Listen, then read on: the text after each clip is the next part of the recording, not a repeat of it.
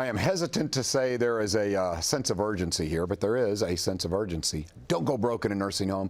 It's going to eventually happen to all of us, hopefully not to you anytime soon, but tomorrow is actually too late. Let's talk about that. Larry Weiss is with us with Elder Advisors. Don't go broke in a nursing home. Don't do it. Autumn Schneider is with us once again as well. Autumn, nice to see you again. Nice to see you. Okay, we've got the big workshop on Wednesday, but it is pumped. It is pumped up. The phones, the email, blowing up. And it's free. It's free information. Freeworkshop.com. But we were talking during the commercial break, and there is a sense of urgency here because I think the people who do tend to procrastinate, those are the ones that are going to struggle the most because it eventually will happen. It does. And that's why we're doing the workshop. We're just doing one in February, John.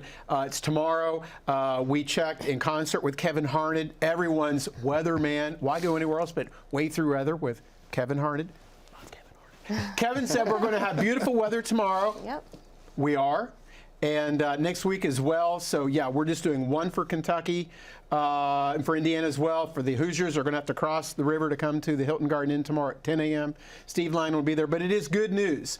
And then go to freeworkshop.com or they can call 855-LARRY-55. But back to the segue. And this is why you are by far the most insightful personality of TV here in Kentucky, is you ask the right questions. And you're not afraid to ask sometimes the wrong questions. Oh, okay, I guess that's a compliment. It's a good one because you're not afraid, John. Not afraid. You push forward. I do not fear. But, you know, we were talking about earlier, there is urgency, and a lot of families, you know, they're dealing with a parent or a loved one, they're in the hospital, they're getting transitioned to some rehab, and they're told, well, you get 100 days of rehab. And so families take that as we have time. We've got 3 months. You don't, because for the Medicare rehab, we just had a lady this morning, Autumn and I met a lady this morning, they've been to workshop 2 years ago. And I was telling her about the rehab, and she said, well, you know, mom's got this insurance and this health care and this and that. And I said, well, you understand, she can have the greatest insurance in the world, but after 100 days, you're done with any type of health coverage for long-term care. Yeah, and sometimes you don't even get the 100 days is what we find. So, I mean, it's really hit or miss on that, so. Right. So you think you have 100 days, that's the number. Yeah. But now why would that vary, Larry? Well, Medicare, for the most part, most people get 20 days. The standard default is you're going to get 20 days of 100% coverage of care for rehab in a long-term care facility offering rehab. But the other 80 days always has a question mark, Kentuckiana, because for the patient after day 20, they have to show progress. They have to respond mentally and physically and be able to say, yes, I'm willing to go to rehab. If grandma is a little cranky and says, I don't want to go, I want to watch my stories at 11 this morning, I want to see John Ramsey and Larry Weiss on Wait Through Listens Live, I'm not going to rehab.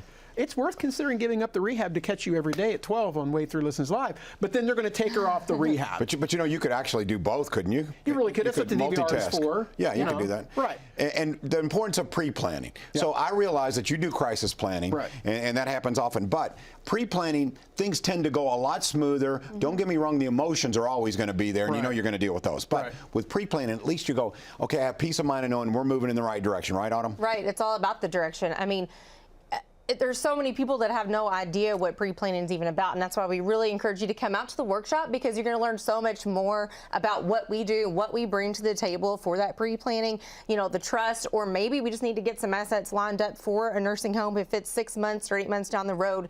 So, I mean, there's just so many different moving parts to the pre-planning that I'd really like for people to come in and hear. And we were with the family yesterday. We've been working with over at the Indiana office for the past several months now, and it's definitely pre-planning. And we'll just say her first name is Vivian, and with the rest of the family. And she sold her home, and she's still doing very well. But she wants to make sure her legacy, can go to the children, not perhaps be lost in a nursing home. And right now, there's no expectation or even thought of a nursing home. Mom's doing really well, living with her daughter. We have Mr. Langdon, our elder law superstar attorney. He's not as good looking as you, Steve. You know, Steve is not as good looking as you, John. But he is a very good elder law superstar attorney. If he were here, I think that sentence would change a little bit. No. Look, John Ramsey, the love and admiration I have for you is boundless. But back at you. Thank you, brother. But Steve Langdon was able to generate strategies for pre-planning. So, I'm not going to give away the Colonel's, 11 secret herbs and recipes right now, but he was able to do some things on helping the family there. And I will tell you, part of what we did was we moved $45,000 off the table yesterday by doing funeral trust. the rules, because I have an insurance license, because I'm not an attorney, but I do have an insurance license, and the rules do allow that mom can pre-plan through the use of the funeral trust accounts for her children. And it was really great because one of the kids had no insurance, had really never even thought about what am I going to do, if I pass, what are my kids going to do? Well, we were able to move $15,000 off to the side that mother, as the owner, was able to prepay her one son's funeral.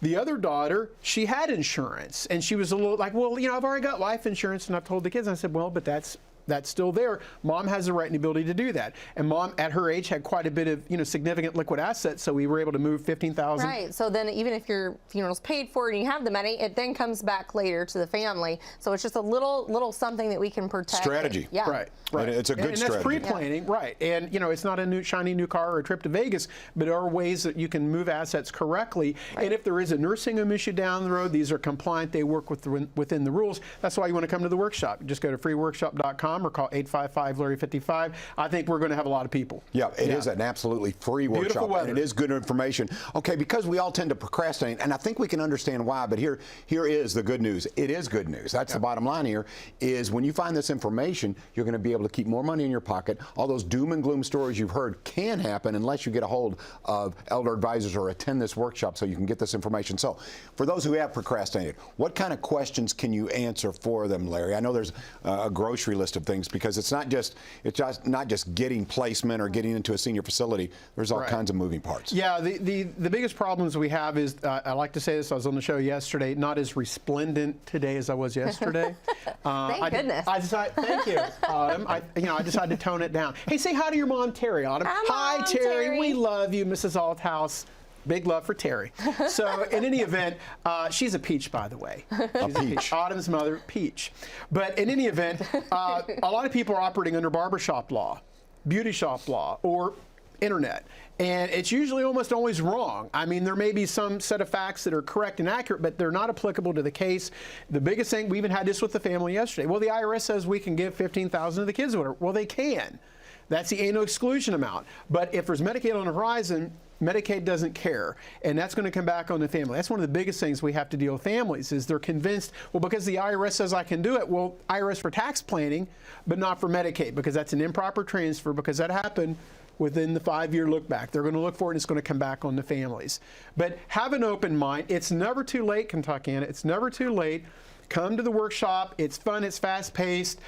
We usually have a lot of fun and jokes. They're almost always at the elder law attorney's expense. Stephen P. Langdon, CWLB Law. But it's only because, as an attorney, his ego is like huge, and he needs a comeuppance. And I'll do it. I'll deliver it live tomorrow, 10 a.m. And for those who are wondering if you should attend, if you're watching, you should attend. And the good news is, too, is Steve Langdon and your company, Elder Advisors, you cover both Indiana and Kentucky. Absolutely. So if you live in southern Indiana, you're welcome. If you live in the Louisville area, you are welcome.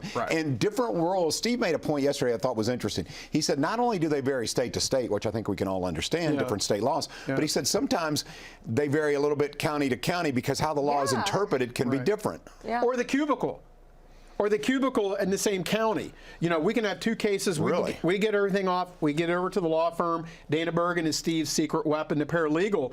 And, Monday the case could, Mary could be processing it in one county, and Wednesday Agnes get a case, and she looks at things differently. Now we've got to blow up and stuff. So that's where job is. Did you say Agnes? Agnes. What's wrong with Agnes? No, I'm just curious. Agnes. John, she's a peach, by the way. Agnes was named after her grandmother, Agnes Archibald Wilcoxon. And I don't really like it that you're making light of her name. It's just not a name that quickly comes to mind for me, but Larry. Well, we're not all players like you, John. It's just that Agnes is a woman of the people. Mind of yours. She's a woman of the people. That Agnes came right to you. Agnes. Okay, gotcha. Agnes. Okay, placement. We talked about this a little bit yesterday, but for those Autumn is our placement angel, Kentucky. That's right. There's a halo over her head. She's an angel. Placement is critical because if your mom or your dad, your loved one has a certain issue or challenge, then the right spot is critical. But also because of COVID and the pandemic, it becomes a little bit more complex unless you're elder advisors, because you have the contacts. Yes, I have lots of contacts, so it makes it a little more helpful. With the pandemic, it's still difficult, but it does help to be able to come to us and look to us for guidance and maybe a little more of the hand holding, if you will. I'm able to answer questions. I can, if the people are going in and talking to someone at the facility and they're not sure of what the questions are to ask or what the billing, they can call me. I will handle all of that for them so that they don't have to be unsure, unclear, or nervous or any of those things. And that's what happens a lot. They're asking me this or that. What do I do? And I'm like, I will handle everybody at the nursing home for you. There's no need for you to be overwhelmed at any time. We try to make it as light as possible for everyone. I love this. And Larry, you talked about a scenario which I think is interesting as well, is folks who just don't want to put their family through the headache. Right. So you say, so let's let me give you a scenario. Does this happen? An older couple who they admit they're starting to have issues, maybe having trouble getting around a little bit, maybe a little bit of dementia, and they've noticed it in each other, and they say, I don't want to put my kids through this. What a gift. I want to go to elder advisors and get some answers. Do you recommend both of them come in and they both can take notes, or does that happen often, I guess? Well, it's clearly on a case-by-case basis. And I'll give you a example. Kara, who came in this morning, she'd been to a workshop a couple years ago. Mom's level of care is increasing, so we're now considering some other options. And she said, I almost brought Mom because Mom, knows you. We were at a workshop a couple years ago. And we both kind of said at the same time, it was probably a good thing that Mom didn't come, because we're getting into finances, and some of the folks, they really start to worry and fret. And for a lot of the older folks, it's all about their checkbook. Sure. They look at that checkbook. I mean, it's their, that's all they really, literally, they look at that checkbook 2 or 3 times a day. They were raised right. They understand. And they look at it, and then the kids, if but the it gets discussion. problematic sometimes because it's okay to know what you have and things, but sometimes the kids have to take control and come in and just do what's right for the parents. They get too focused on it. Yeah, they get too focused, and then because maybe Mom or Dad has some dementia and stuff like that, now all the child is the sandwich generation child, the 62-year-old. All they're going to hear for the next 3 months is, "Why are you taking my money? Why is my money gone? Why'd you take my money? I know you want my money." Because for a lot of the older folks, I found in 25, 26 years of experience, it oftentimes comes down to the common denominator, which is the dollars in the account, and it's all Mom and Dad focus on. They don't understand what we're trying to do. We're trying to protect their assets, not spend it, but they just don't always grasp that. You want to keep it in their pocket. Yeah. Okay, this is all very interesting to me. So I'm curious about this part. So much information, Larry, and you're the only one who does what you do. You'll have, of course, Steve Langdon there. Autumn will be there, so all these experts. So is there an interactive part of it? Is there a Q&A if people go, okay, I'm a little outside of the box, can I ask a question? And we do. And so, I start the workshop with the 3 key questions. You have someone in a nursing home. You don't have to be honest with me, Kentuckiana, but you need to be honest with yourself. That's why you're coming to the workshop. Do you have someone in a nursing home now or about to go? Hands will go up. That's crisis planning. We can help. The second variable, do we have someone who's getting some rehab? Maybe we have to keep an eye on Mom because we can't leave the house for very long, whatever. That's pre-crisis planning. We can help there as well. Hands will go up. And then I'll tell everybody, your hands at least need to go up once. Some of these hands will go up a second time. How many people want to avoid this for their kids, themselves, and give themselves peace of mind? The remaining hands go up. A lot of that's estate planning. That's what Autumn does a lot of with the families. That's pre-crisis planning along with now pre-planning. We can do all of that, but it starts with a visit to the workshop. It's fun. It's fast-paced. You'll be home in time for lunch at noon tomorrow, but it's fast-paced.